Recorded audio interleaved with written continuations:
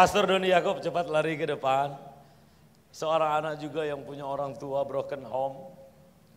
Tapi dia boleh bangkit. Dulu dihina, dikucilkan. Tapi dia boleh dipakai Tuhan jadi artis TikTok.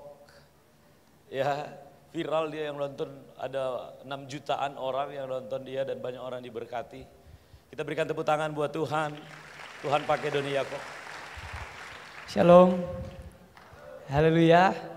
Masih semangat? Coba yang semangat bilang haleluya. Sekali lagi haleluya. Mantap, oke.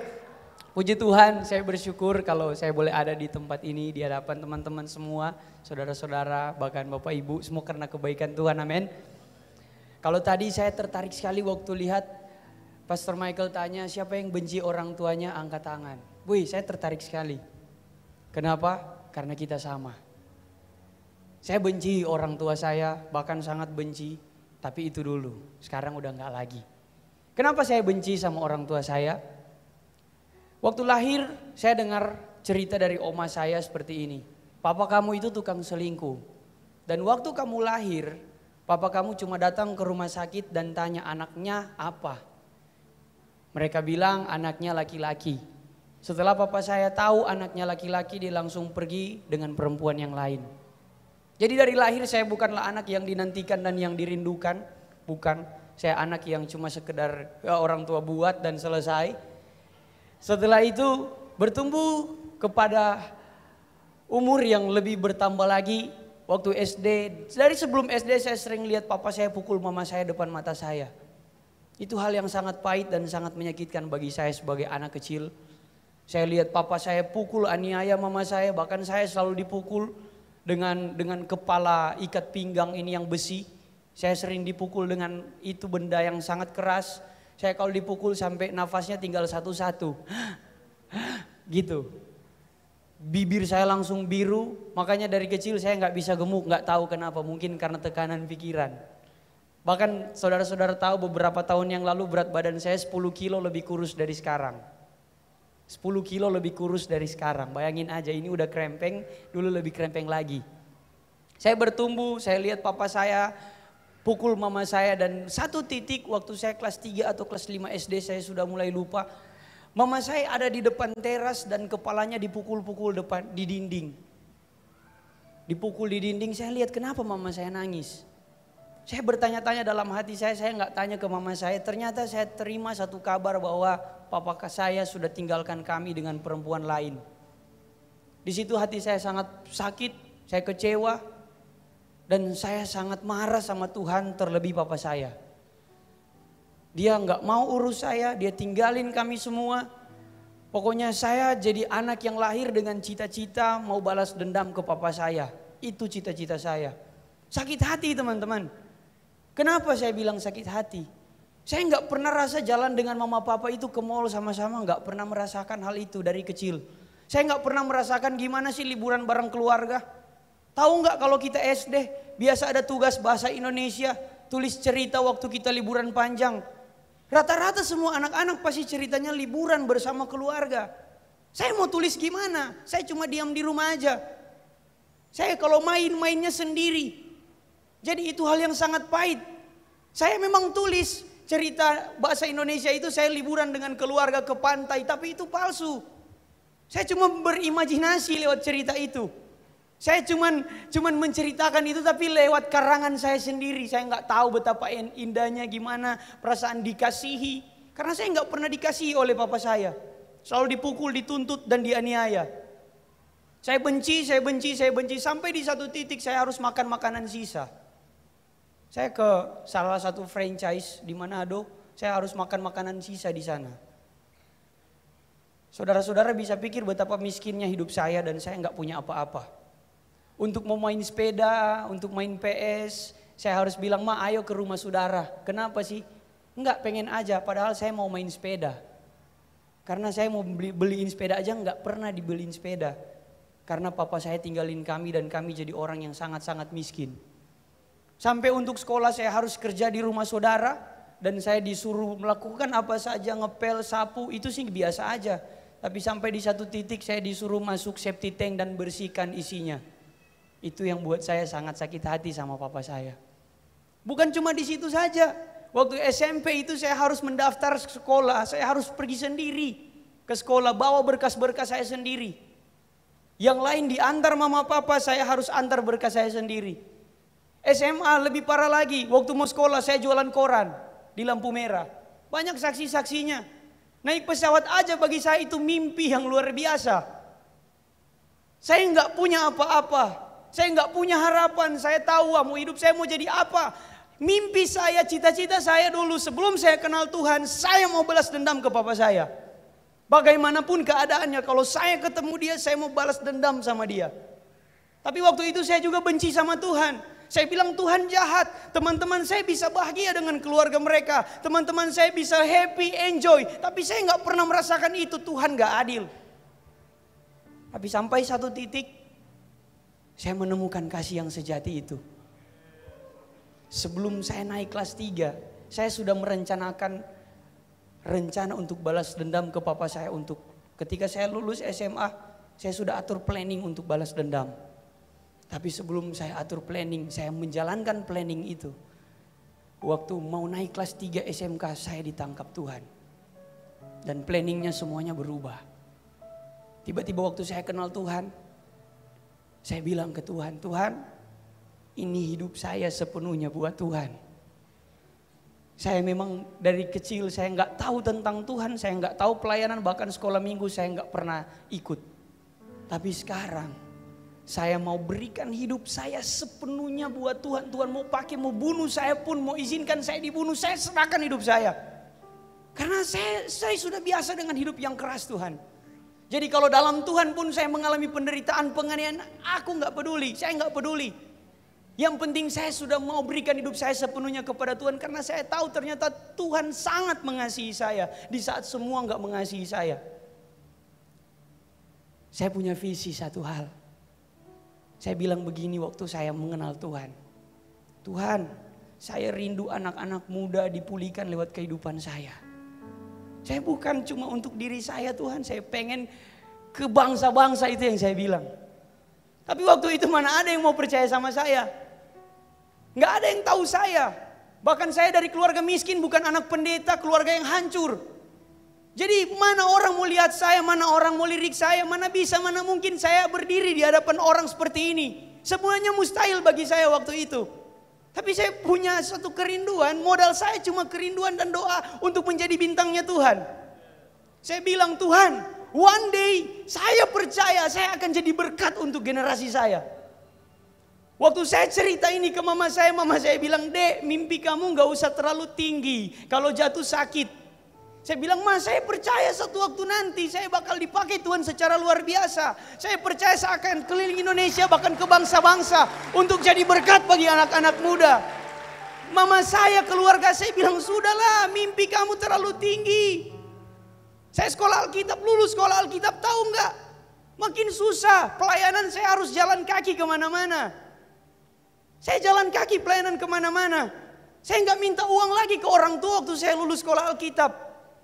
Hidup saya serahkan sepenuhnya buat Tuhan. Hari ini kalau Tuhan izinkan saya nggak makan. 2 hari kalau Tuhan izinkan saya nggak makan, it's okay. Saya bilang saya nggak makan, tapi saya nggak mau minta uang ke orang tua. Karena hidup saya sudah milik Tuhan. Tahu nggak? Menderita, sakit. Di proses saya pernah pelayanan itu pakai sepatu saya sudah lapar.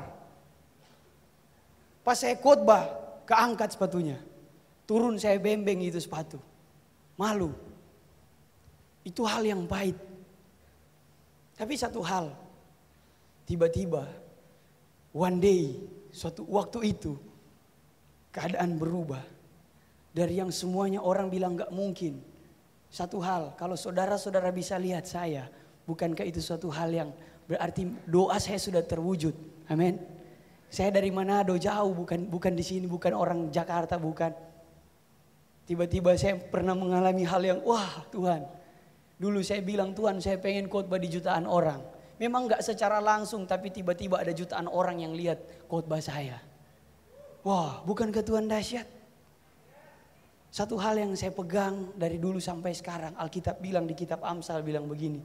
Karena masa depan sungguh ada dan harapanmu tidak akan hilang. Amin. Satu hal yang saya mau tekankan bagi kita semua anak-anak muda. Saya ini bukan motivator, bukan. Tapi saya berdoa untuk saya jadi inspirator. Kalau motivator dia cuma bisa berkata-kata, belum tentu dia mengalami. Tapi saya berdoa ke Tuhan, Tuhan biarkan saya jadi inspirator. Tanpa saya berkata-kata, orang bisa termotivasi. Karena kenapa? Melihat Tuhan bekerja lewat hidup saya. Apa yang kamu punya saat ini? Apa yang teman-teman punya saat ini? Keluarga yang hancur? Hati yang benci kepada orang tua? Teman-teman, itu bukan suatu hal yang bisa membatasi mimpi kita untuk menjadi orang yang luar biasa. Ketika kita mau datang sama Tuhan, kita ampuni orang tua kita. Dan kita mulai meraih bintang bersama dengan Tuhan, menjadi bintangnya Tuhan. Saya percaya teman-teman, engkau akan jadi bintangnya Tuhan. Tuhan kalau mau pakai orang, dia gak perlu latar belakang kita. Tapi dia mau hati kita. Saya berdoa, Tuhan pakai saya di usia yang paling muda. Sampai ini saya berdoa, saya bilang, sampai kalau saya mau berdiri, orang gak percaya kalau itu saya. Kok bisa? Dan itu benar terjadi. Saya diundang KKR kemana-mana, saya harus pakai rapi. Kalau enggak ada orang yang percaya. Bahkan kalau saya pakai gini, saya datang dari belakang, panitia pasti enggak percaya. Paling ini, oh ini peserta anak SMA ini duduk di sini. Ya enggak, karena saya bareng aja sama Pastor Michael, sama pastor-pastor yang lain. Jadi kayak itu pun paling dianggap ini adik-adik ini yang ikut. Tapi itulah Tuhan, dia bisa memakai orang yang enggak mungkin menjadi mungkin, amin. Jadi buat teman-teman, engkau yang saat ini kecewa dengan keluargamu, engkau yang saat ini kecewa dengan orang tuamu, it's okay. Ampuni mereka, biarkan Tuhan memulihkan kehidupan mereka. Jangan sampai hancur diri kita, hancurkan masa depan kita hanya karena kita kecewa. Kita punya masa depan yang indah di dalam Tuhan. Iblis mau kita kecewa agar apa? Agar masa depan yang Tuhan rancangkan dalam hidupan kita itu gagal. Iblis mau teman-teman sakit hati agar apa? Teman-teman memberikan diri teman-teman kepada hal yang sia-sia. Kalau saya 8 tahun yang lalu gak ambil keputusan untuk mengampuni orang tua saya. Dan gak ambil komitmen untuk ikut Tuhan. Maka saya gak akan pernah jadi seperti sekarang. Kalau saya tetap tinggal dalam kekecewaan dan kebencian kepada papa saya dan Tuhan. Saya gak akan pernah punya masa depan yang indah seperti ini. Tapi ketika saya mengampuni dan bilang Tuhan, ini hidupku, pakai aku. Wah, saya bisa bersinar saat ini karena Tuhan. Amin. Dengan segala keterbatasan saya, dengan segala hal yang mustahil, tapi saya punya Tuhan yang segalanya mungkin. Terakhir sekali saya mau bilang, di sini ada yang bisa terbang? Boleh put your hands up. Ada yang bisa terbang? Ada nggak yang bisa terbang? Sekali lagi, ada yang bisa terbang? Nanti kita tumpang kaki orang itu. Berarti dia punya ilmu. Nggak ada yang bisa terbang. Tapi siapa di sini yang pernah berada di atas udara? Boleh angkat tangan. Yang ada di atas udara naik pesawat teman-teman. Aduh, jangan sampai kita nggak ngerti. Siapa yang pernah ada di atas udara? Oke, saya percaya pernah. Ada banyak orang. Nah teman-teman gini, kita itu nggak bisa terbang, nggak bisa sama sekali. Tapi kita bisa ada di atas udara kalau kita ada di dalam pesawat. Amin. Sama seperti yang saya alami waktu saya naik pesawat. Dulu pesawat itu mimpi bagi saya. Tiba-tiba Tuhan bicara satu hal. Hey man bro, bos gitu. Canda ya. Tahu nggak? Kenapa Tuhan? Kamu itu nggak bisa terbang. Tapi kamu ada di atas udara, bisa lihat pemandangan dari atas itu karena kamu naik pesawat. Ya, renungkan satu hal. Saya renungkan satu hal ini. Saya nggak bisa ada di titik ini. Sangat nggak bisa. Berdiri di hadapan saudara-saudara jauh dari tempat tinggal saya. Dengan segala keterbatasan orang tua saya, keluarga saya dan ekonomi dan latar belakang. Saya nggak mungkin. Nggak mungkin. Tapi saya ada di sini. Bukan karena kekuatan saya, tapi karena saya ada di dalam Tuhan. Amin. Sebagaimana kita ada dalam pesawat kita bisa terbang. Seperti itu juga kalau kita dalam Tuhan, Tuhan akan bawa kita menjadi apa? Be the stars. Amin. Bukankah Tuhan kita Tuhan yang dahsyat? So apa? Apa yang harus kita lakukan? Simple. Datang ke Tuhan. Amin. Saya mau teman-teman dipulihkan sore hari ini. Saya mau engkau yang benci ke orang tuamu dipulihkan malam sore hari ini. Biar apa? Engkau bisa menjadi bintang-bintangnya Tuhan. Kita punya masa depan yang indah. Dulu saya 16 tahun bertobat, 25 tahun sekarang. Saya umur 25 tahun. Saya sudah bisa berdiri di hadapan saudara-saudara, teman-teman. Dan saya percaya hari ini engkau ambil keputusan ikut Tuhan. Beberapa tahun kemudian engkau akan jadi bintang-bintangnya Tuhan. Bahkan cuma jadi bintang saat detik itu juga engkau sudah jadi bintangnya Tuhan. Tinggal Tuhan mau angkat karena engkau sudah bersinar dari bawah. Amin. Tinggal Tuhan angkat, taruh di tempat yang tepat. Haleluya. Puji Tuhan. Ku telah mati dan tinggalkan. Yes. Saya mau kita nyanyikan pujian ini. Cara hidupku yang lama. Ya ralabata syikaralabalalabala. Semuanya sia-sia dan tak berarti lagi. Yes, hidup ini ku letakkan pada mezbah-Mu ya Tuhan. Haleluya. Jadilah padaku seperti yang Kau ingini. Boleh saya undang kita bangkit berdiri? Saya mau kita renungkan kebaikan Tuhan. Gak ada yang main-main. Gak ada yang main-main. Saya mau kita semua, saya minta tolong singers untuk bantu nyanyikan. Makasih Tuhan. Coba kita ingat orang tua kita saat ini yang kita benci. Teman-teman, Tuhan mau pakai engkau secara luar biasa. Iblis hanya berusaha membuat teman-teman kecewa agar engkau nggak bisa menjadi bintangnya Tuhan. Iblis mau engkau tetap hidup dalam kebencian agar engkau nggak bisa bersinar.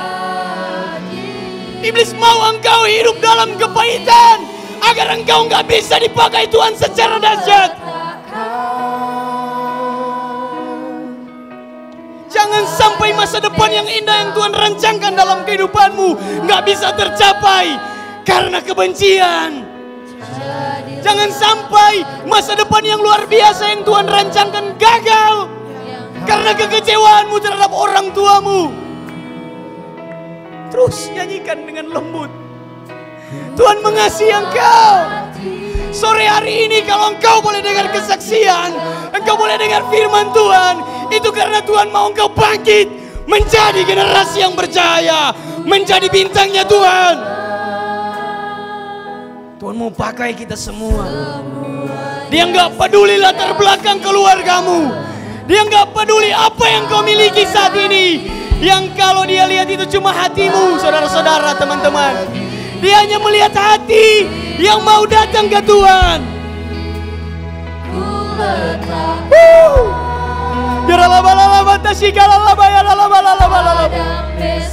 Engkau Allah yang luar biasa. Ampuni orang yang kau benci. Bereskan saat ini juga, karena engkau adalah bintang-bintangnya Tuhan. Kebencian hanya akan membuat bintang cahaya yang kau miliki, yang Tuhan berikan padam.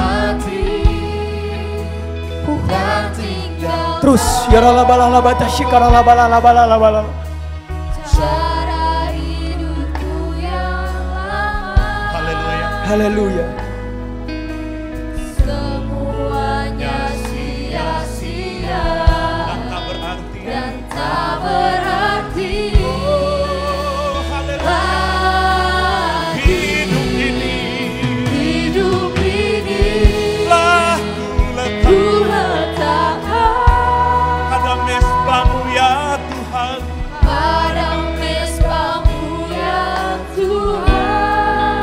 Jadilah padaku seperti yang kau ingini. Jadilah padaku seperti yang kau ingini.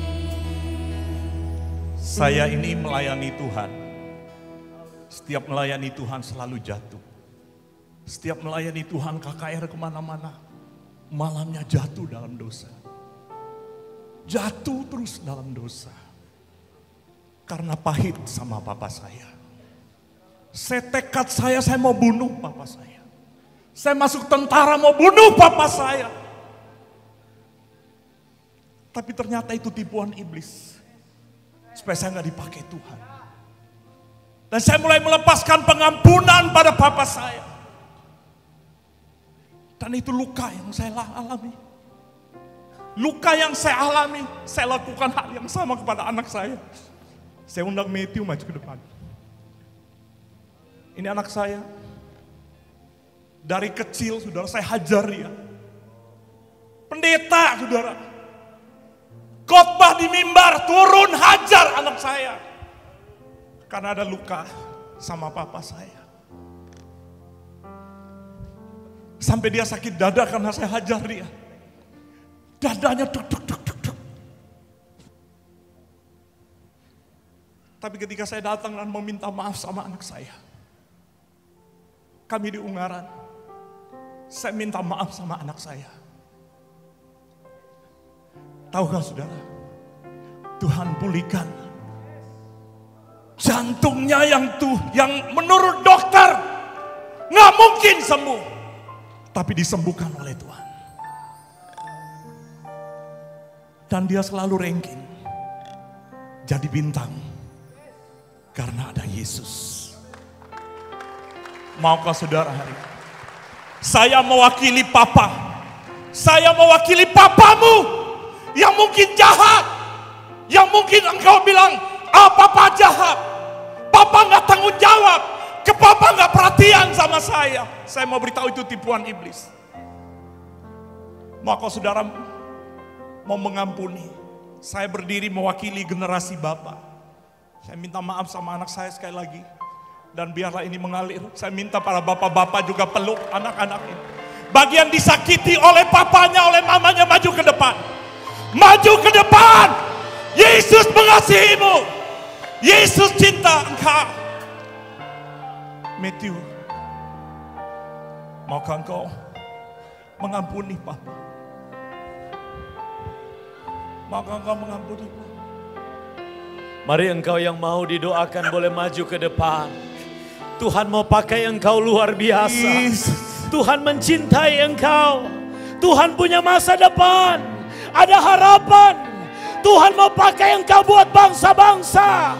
Tuhan mau pakai engkau. Tuhan mau pakai engkau. Ada urapan Tuhan turun di tempat ini. Biarkan hidup kami menjadi baru Tuhan. Engkau adalah generasi yang luar biasa. Kita adalah anak-anak muda yang akan dipakai oleh Tuhan di generasi ini. Jangan biarkan dirimu gak bisa jadi apa-apa. Kita adalah bintangnya Tuhan. Biarkan kita menjadi bintang-bintangnya Tuhan. Hidup bersinar dan menjadi berkat bagi generasi kita.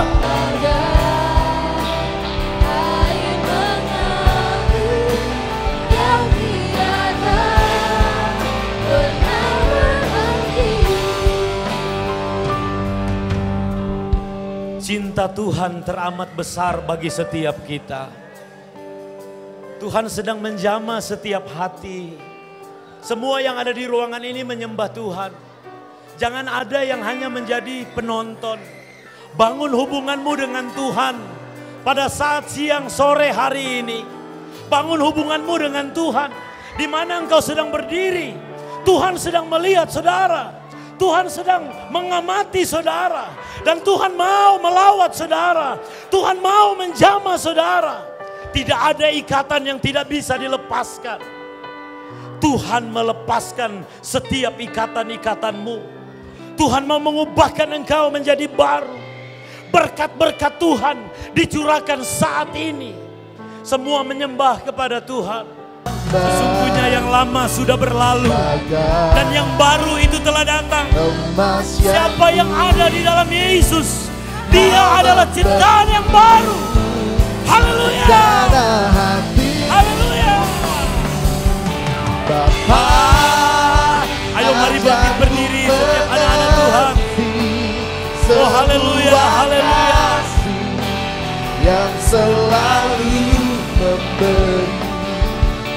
Bagai air mengalir yang tiada pernah berhenti. Ajari kami untuk kuat Tuhan di dalam setiap proses. Sebab Engkau adalah yang menjadi sumber kekuatan kami. Tuhan, hamba-Mu meminta ya Tuhan, penuhi mereka dengan Roh Kudus-Mu. Penuhi mereka orang takanana syakara mana takanana syande.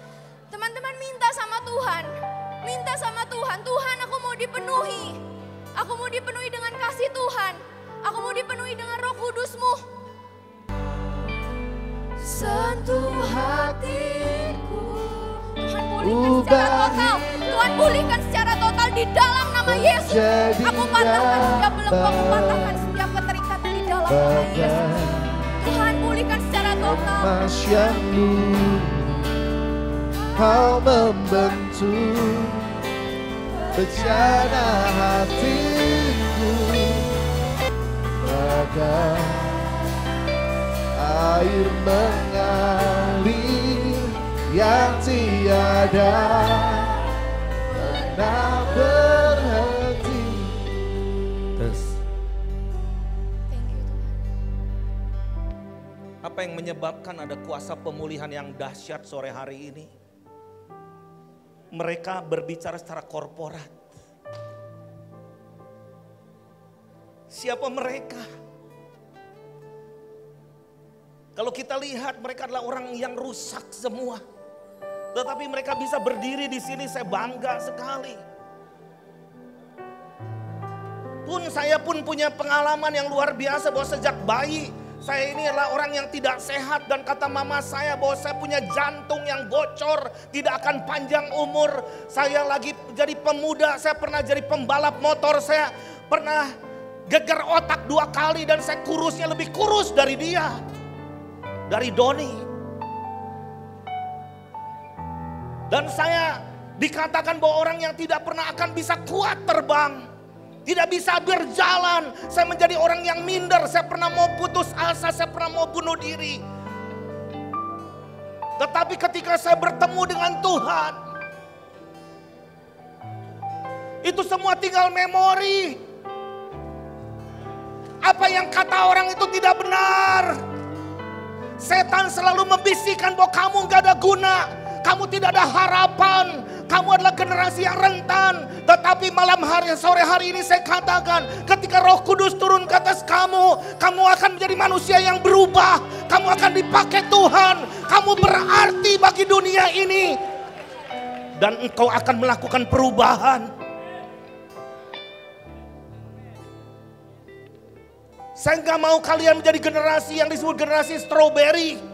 Rentan, penampilan indah, tetapi cepat rusak. Tidak kuat bertahan. Hari ini saya yakin bersama Bapa di sorga ada di tempat ini.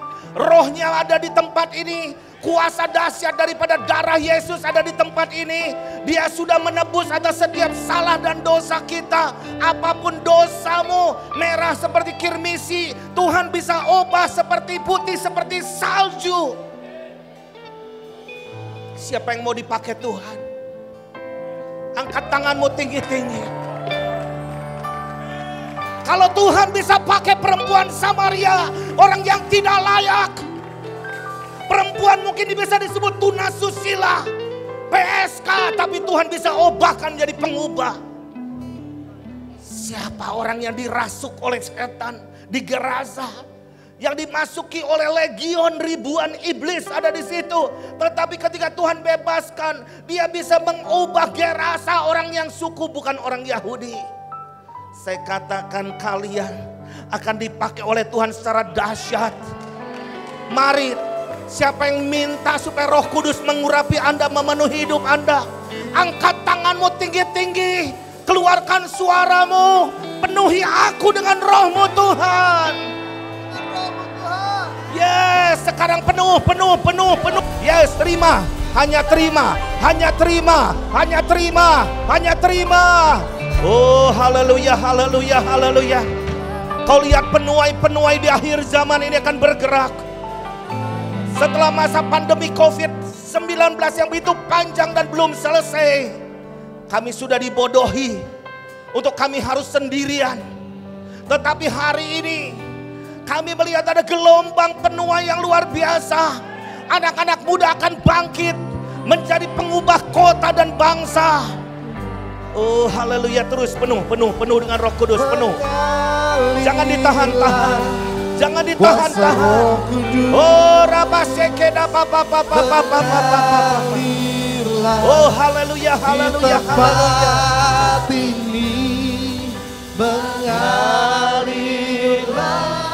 Yes, penuh dengan Roh Kudus, penuh. Tanpa kekuatan Roh Kudus, Anda tidak mampu menghadapi badai dunia ini. Yes, amin, amin. Ketika dia dipenuhi oleh kasih Bapa di sorga, dia tidak hanya bertobat sendiri, tetapi dia membawa keluarganya datang kepada Tuhan. Dia sanggup merubah kebencian menjadi kasih. Papanya percaya kepada Tuhan, mamanya percaya kepada Tuhan, anaknya percaya kepada Tuhan. Dan dia membawa banyak sekali anak-anak muda percaya kepada Tuhan. Demikian juga engkau semua. Pulang engkau akan membawa keluargamu datang kepada Tuhan. Siapa yakin bahwa keluargamu akan datang kepada Tuhan? Siapa yang mau bahwa keluargamu akan datang kepada Tuhan? Angkat tanganmu tinggi-tinggi, angkat tanganmu tinggi-tinggi. Satu orang percaya seisi rumah diselamatkan. Itu adalah firman Tuhan dan tergenapi sore hari ini. Satu orang percaya seisi rumah diselamatkan. Tidak harus menunggu orang tuamu lebih dahulu, kakakmu lebih dahulu, adikmu lebih dahulu. Dimulai dari kamu lebih dahulu. Ketika engkau menyerahkan hidup, ketika engkau percaya, tergenapi, semua keluarga diselamatkan oleh Tuhan, dibebaskan oleh Tuhan dalam nama Yesus. Terjadi dalam nama Yesus. Karena setelah kamu semua berbalik dari kehidupan yang lama, kalian diangkat Tuhan jadi penuai-penuai. Kenapa Yesus berbicara mengenai penyembahan kepada perempuan Samaria? Ada satu masa di mana semua umat akan menyembah Dia di dalam roh dan kebenaran. Kenapa Yesus tidak berbicara kepada para imam, kepada orang-orang kudus di bait Allah? Karena Tuhan melihat hati, bukan melihat agama, bukan melihat rajin ke gerejanya, tetapi hati yang hancur. Tuhan ingin melihat hati yang hancur di dalam dirimu. Kalau banyak hamba-hamba Tuhan jatuh seperti bintang berguguran, tetapi hari ini saya katakan bintang-bintang itu akan bermunculan kembali. Generasi baru akan jadi bintang-bintang yang cemerlang. Siapa yang di antara Anda yang sudah menerima kartu ini? Saya tahu kalian akan bisa nangis ketika saya bertobat juga, saya menangis seharian. It's okay. Biarkan mereka merilis dirinya, menyerahkan hidupnya datang kepada Tuhan. Kita nggak mendirikan organisasi, bukan? Tetapi inilah satu gerakan dunia di mana 7 tahun ke depan sampai tahun 2030 Indonesia terlibat dalam satu gerakan yang mendunia untuk menjangkau jiwa-jiwa dengan sebutan billion soul harvest. Miliar jiwa akan dituai. Siapa yang akan menuai itu? Siapa yang akan menuai? Siapa yang akan menuai? Siapa yang akan menuai? Angkat tanganmu para penuai-penuai.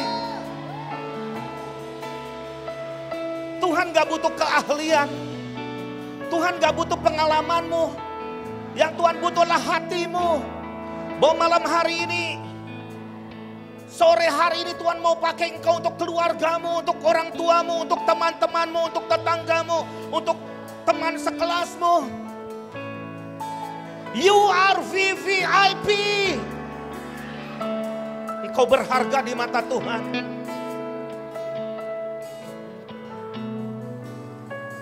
You are greater than what you think.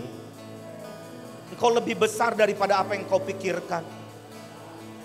Angkat kertas ini. Angkat kertas ini, tutup matamu. Di dalam nama Yesus. Di dalam nama Yesus. Roh penuaian terjadi. Roh penuaian terjadi. Turun. Turun atasmu. Langkah selanjutnya adalah saudara mulai mencatat nama VIP yang engkau mau doakan. Entah itu keluargamu, papamu, engkau catat dan engkau mulai doakan setiap hari supaya ketemu dengan Yesus. Mau? Amin. Mau? Amin. Siapa yang mau angkat tangan, angkat kartunya. Siap. Siap menuai. Siap menuai. Dalam nama Yesus terima urapan penuaian itu. Terima urapan penuaian itu. Di dalam nama Tuhan Yesus. Haleluya. Amin. Berikan tepuk tangan untuk Yesus. Haleluya.